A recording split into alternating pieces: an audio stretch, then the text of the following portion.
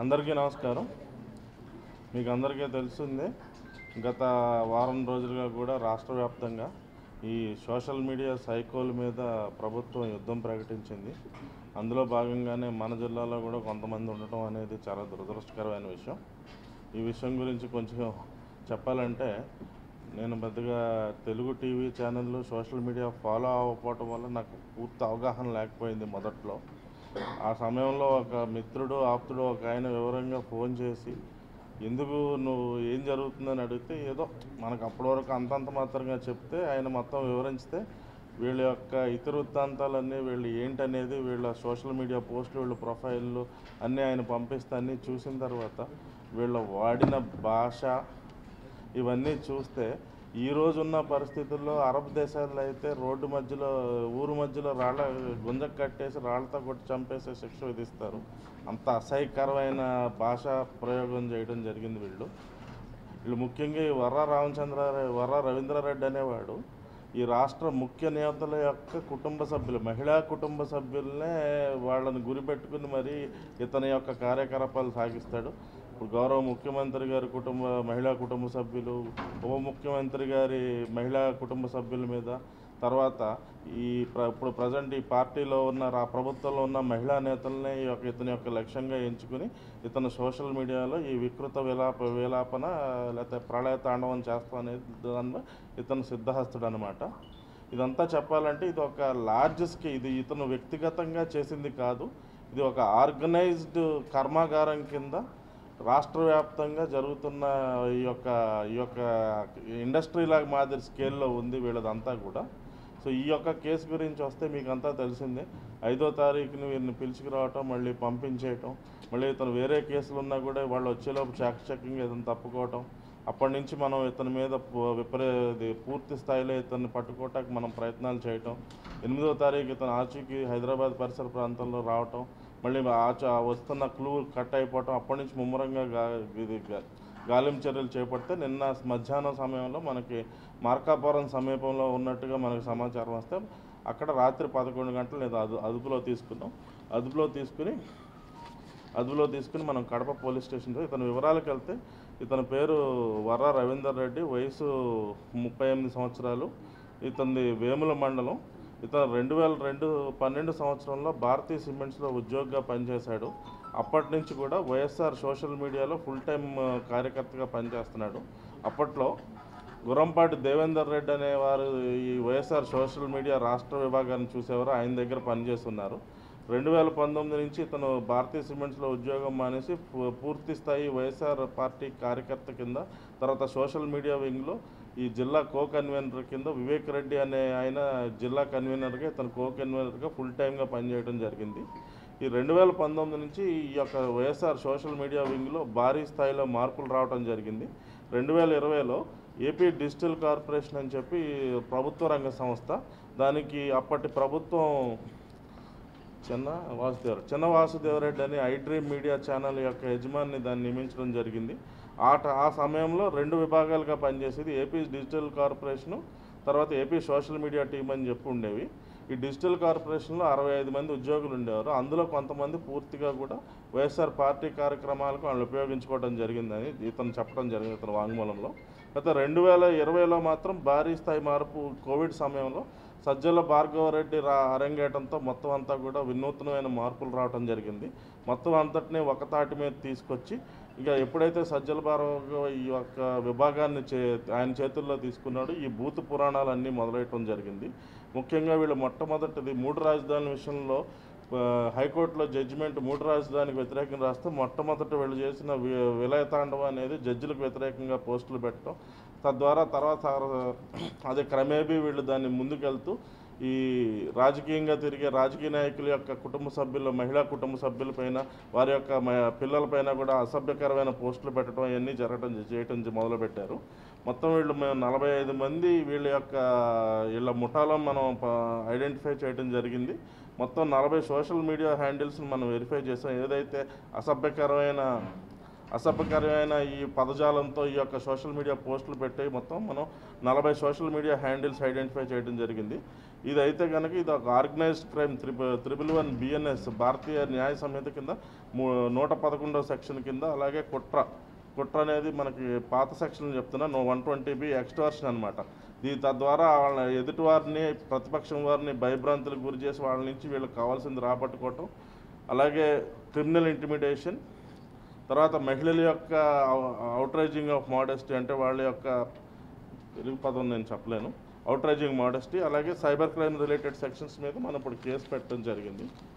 తర్వాత ఇతని యొక్క వాంగ్మూలంలో కొన్ని ముఖ్యమైన అంశాలు మీతో పంచుకుంటాను.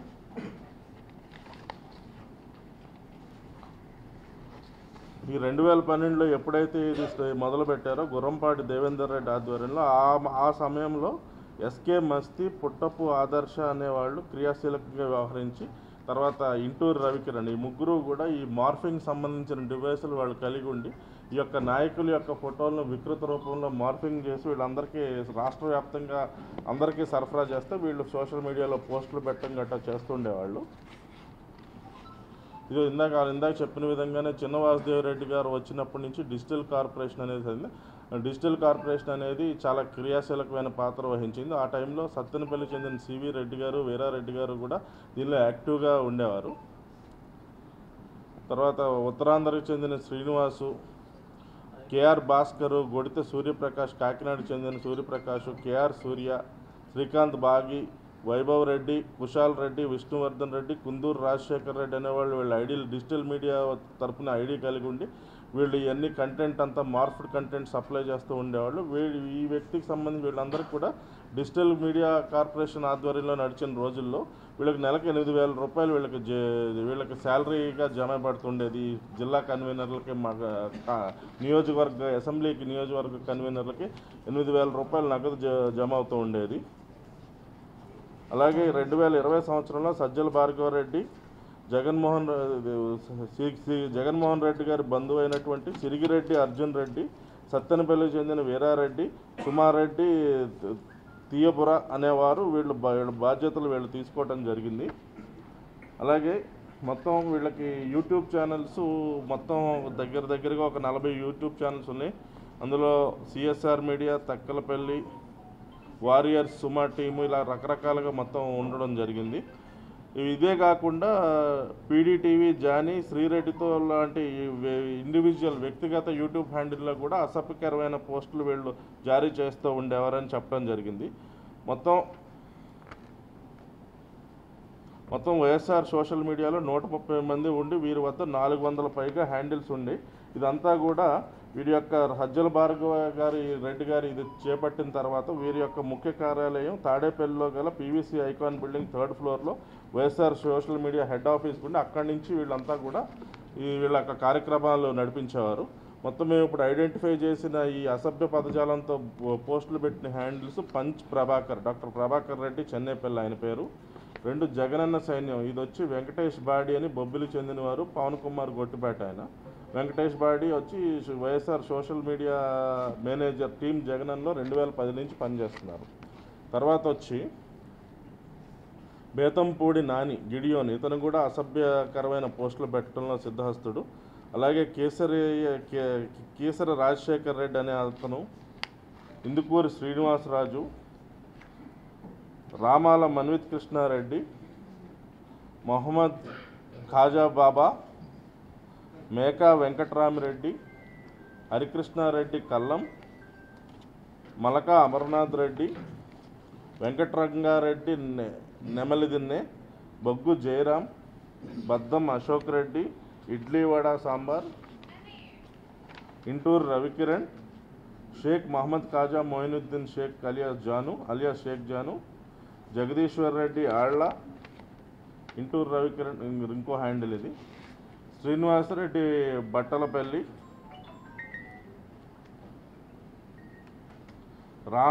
రమణ్జీ జింకాల,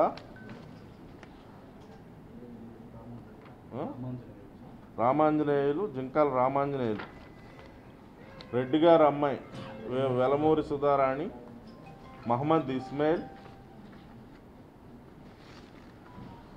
ఎన్ బాలాజీ రెడ్డి, పర్వత సుధాకర్ రెడ్డి, భార్గవ్ రెడ్డి, మునగాల హరీశ్వర్ రెడ్డి, ఇలా మొదలగు వారందరూ కూడా ఈ సోషల్ మీడియాలో అసభ్యకరమైన జగుత్సాకరమైన పోస్టులు పెట్టడంలో ఇతని నెట్వర్క్లో ఇతని ప్రొఫైల్ మనం పరిశీలించగా మన యొక్క ఇదంతా కూడా చూడటం జరిగినది. ఇప్పుడు ఈ digital and social media cell Jagan connect అంటారు దానికి జగన్ కనెక్ట్కి 22 నుంచి ఇన్ఛార్జిగా సజ్జల భార్గవ్ రెడ్డి కొనసాగుతున్నారు. ఇవన్నీ సజ్జల భార్గవ్ రెడ్డి, అర్జున్ రెడ్డి, వీరారెడ్డి, సుమారెడ్డి తదితర వైసీపీ సోషల్ మీడియా యొక్క సూచనల ప్రకారం వీళ్ళంతా కూడా వాళ్ళ యొక్క సూచనల ప్రకారం పనిచేస్తారు. అయితే రాష్ట్రంలో ప్రతి జిల్లాలోనూ ఒక జిల్లా గ్రూప్ కన్వీనర్ ఉంటారు. కడప జిల్లా డిస్టిక్ గ్రూప్ కన్వీనర్గా వివేక్ రెడ్డి అని పులివెందులకు చెందిన ఆయన, తర్వాత ఇతను, చెన్నారెడ్డి, సునీత, తిరుపూడి నిశాంత్ అనేవారు కో కన్వీనర్స్గా కడప జిల్లాకు వ్యవహరిస్తున్నారు. ఇదంతా కూడా PVR icon building 3rd floor Tadepalli నుంచే మొత్తం వీళ్ళకి అంతా దిశానిర్దేశం రావడం జరుగుతుంది. అయితే ఇతని యొక్క పెట్టే పోస్టుల్లో 3 రకాలు ఉన్నాయి. ఒకటి, ఇతను సొంతంగా కొన్ని పోస్టులు పెడుతుంటాడు. కొన్ని సజ్జల భార్గవ్ అదే పీవీఆర్ ఐకాన్ బిల్డింగ్ ఏదైతే ఉందో అక్కడ వీళ్ళ యొక్క యూజర్ ఐడి పాస్వర్డ్లు కూడా వాళ్ళు కలిగి ఉన్నారు. 22వ సంవత్సరంలో కొంతమంది ఐడెంటిఫైడ్ హ్యాండ్లర్స్ ఎవరైతే ఉన్నారో వాళ్ళ యొక్క ఐడీస్ పాస్వర్డ్స్ తీసుకుని ఆ పీవీఆర్ ఐకాన్ బిల్డింగ్ నుంచే వాళ్ళు కొంత పోస్ట్ చేస్తారు. ఇతను కొన్ని పోస్ట్ చేస్తాడు. అయితే మూడోది ఏంటంటే, బండి రాఘవరెడ్డి అని అవినాష్ రెడ్డి గారి యొక్క పిఏ ఎవరైతే ఉన్నారో ఆయన ఇస్తారంటే ఇతనికి వాట్సాప్ నెంబర్ ద్వారా ఆయన యొక్క వాట్సాప్ నెంబర్ కూడా ఇవ్వటం జరిగింది. దాని ద్వారా ఇతనికి జారీ చేసి అతని యొక్క నెంబర్ కూడా ఇవ్వటం జరిగింది. ఆ వాట్సాప్ నెంబర్ నుంచి ఇతని నెంబర్లకి ఇతను కొంత కంటెంట్ ఇస్తే అది కూడా పోస్ట్ చేసేవారు.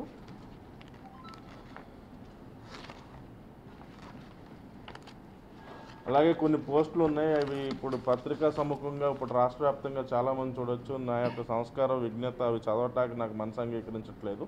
సో దీని ఇంకేంటంటే ఈ యొక్క బండి రాఘవరెడ్డి అనే వారు ఇచ్చిన పోస్టులు ముఖ్యంగా వైఎస్ షర్మిల గారి మీద, సునీత గారి మీద, విజయమ్మ గారి మీద ఇచ్చినట్టున్నది. ఈయనకి బండి రాఘవరెడ్డి అనే వ్యక్తి ఇస్తే, అవినాష్ రెడ్డి గారి పిఏ ఇస్తే ఈయన పోస్ట్ చేశాడని మన యొక్క వాంగ్మూలంలో చెప్పడం జరిగింది. ఇది మరి బండి రాఘవరెడ్డి గారికి కంటెంట్ మెటీరియల్ ఎవరిస్తారంటే నేను 2-3 సార్లు అవినాష్ రెడ్డి గారు బండి రాఘవరెడ్డి గారికి డిక్టేట్ చెప్తుండగా ఆయన నోట్స్ తీసుకుని నాకు ఇచ్చేవాడని చెప్పడం జరిగింది. ఇదంతా కూడా మరి ఆల్రెడీ నాకు సంబంధం లేదు, ఇది వేరే నా యొక్క ఐడెంటిటీని వేరే వాళ్ళు దొంగిలించి పెడుతున్నారని ఒక కేసు పెట్టడం కూడా మన వద్దే పెట్టారు పులివెందుల్లో. దానిలో వేరే వ్యక్తిని ఏమైనా చేశారు. మరి ఇతను వాంగ్మూలంలో ఈ రకంగా చెప్పడం జరిగింది. దీన్ని మనం కొంచెం లోతుగా పరిశీలించాల్సి ఉంది. ఇంకా ఏమైనా ఉంటే మీరు ప్రశ్నలు అడగచ్చు.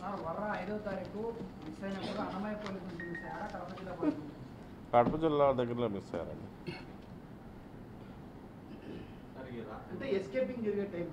ఎస్కేపింగ్ కాదండి, మా మధ్య సమన్వయం అప్పుడు ఆ సమయంలో కొంత కొరవడింది. దానివల్ల ఆయన క్యాజువల్గా వెళ్ళిపోయినాడు.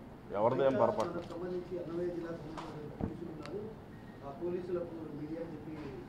అది కాదండి, అది రాంగ్.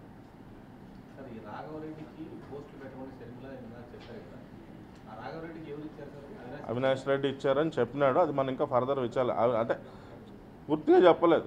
అవినాష్ రెడ్డి చెప్తుంటే రాఘవరెడ్డి నోట్స్ రాసుకునేవాడు. అది 1-2 సార్లు నేను చూసున్నానన్నారు. అదేంటనేది ఇంకా మరి ఇప్పుడు మనం సునీత గారు అయితే హైదరాబాద్లో కంప్లైంట్ ఇచ్చింది. మనకు కంప్లైంట్ ఇస్తే దాని మీద మనం విచారణ చేపడతాం.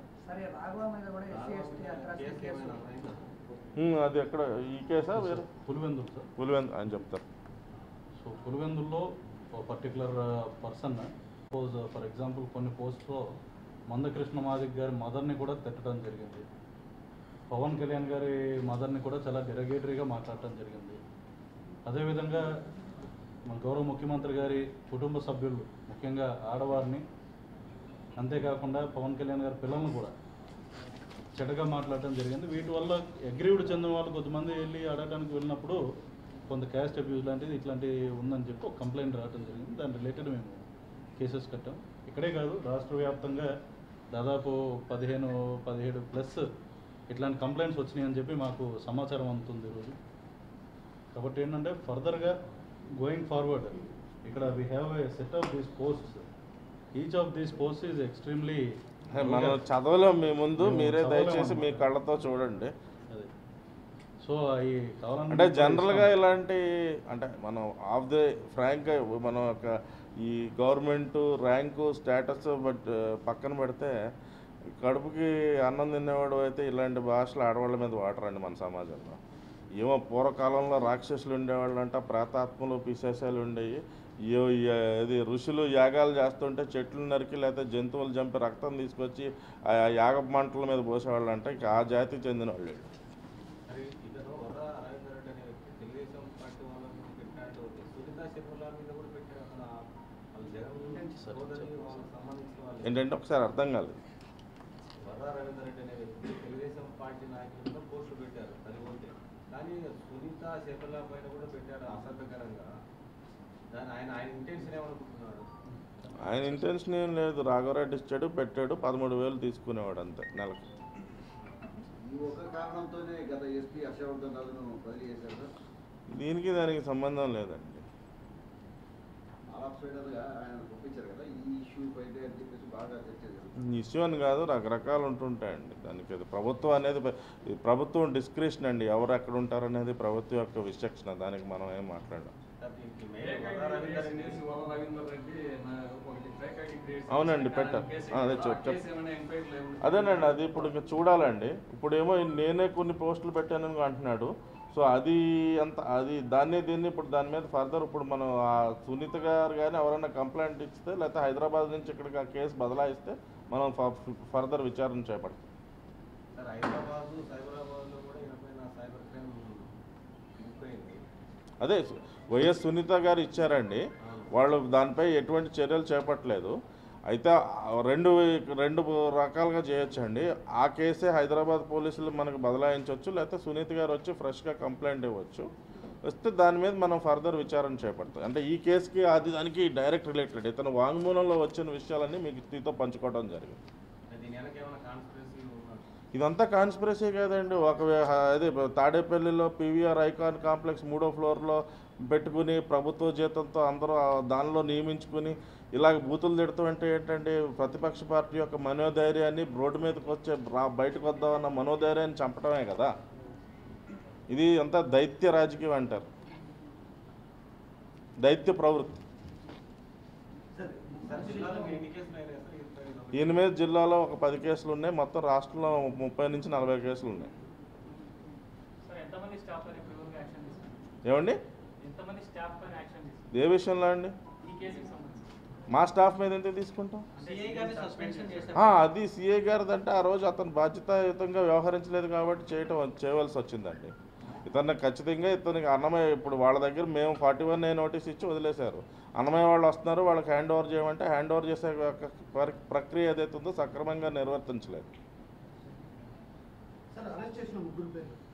చెప్పా ఫస్ట్ వ్యక్తి వచ్చేసి వర రవీందర్ రెడ్డి, తండ్రి సూర్యనారాయణ రెడ్డి అండి. Next Subbareddy and third person is Uday Reddy. కరెక్ట్నా? ఉదయ్.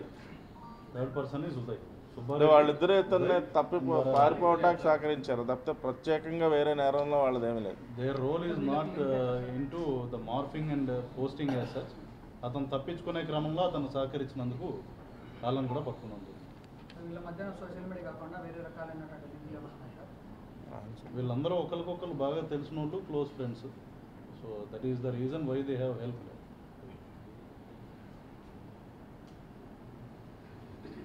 అవునండి, ఇది మరి ఇంత పెద్ద స్కామ్ రాష్ట్ర వ్యాప్తంగా ఇప్పుడు ఏవైతే పరికరాలు పీవీఆర్ ఐకాన్ కాంప్లెక్స్లో అవన్నీ హైదరాబాద్కి బదలాయించారన్నారు. హైదరాబాద్కి కొన్ని బెంగళూరుకి మరి కస్టడీ తీసుకుని మొత్తం రాష్ట్రంలో అన్ని ప్రదేశాలకి తిప్పి అన్నీ చేయాలి కదా. కస్టడీ ఖచ్చితంగా కోరుతాం.